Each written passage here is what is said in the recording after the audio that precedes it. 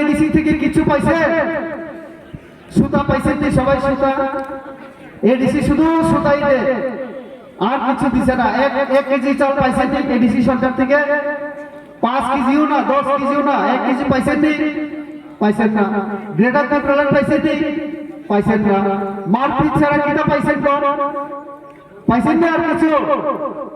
কি কর তো কিছু না পাইয়া, কিছু দিতে না পাইরা এখন 28 বিধানসভা নির্বাচনে মুখ্যমন্ত্রী হওয়ার স্বপ্ন দেখে প্রদীপ বাবু তার জন্য এখন অন্য পলিসি, অন্য ব্যবসায়িত অবস্থায় গ্রেটার ত্রিপুরা রুমালিয়া, মাইরুম্ব রুমালিয়া, তুইবুর রুমাইয়া, হরপুর রুমাইয়া তবকায় মুখ্যমন্ত্রী হইয়া কোনো কিছু রুমাইয়া বেতন রুমাইয়া, বেতন কর্মচারী দাবি কাছা নাই।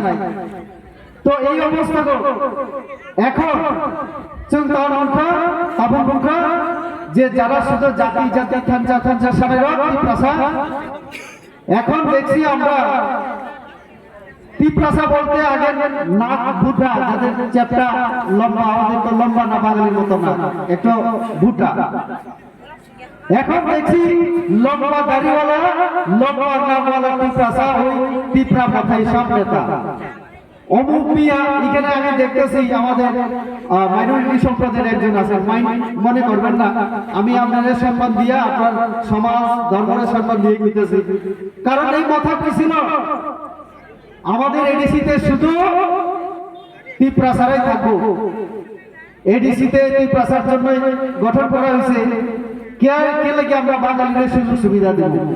আর এখন মুসলিম ও টিপ্রা মাথায় পদ নিয়ে কাজ করতে পারে, সভাপতি হয়ে যায়, জেলা ব্লক সভাপতি সব তারা।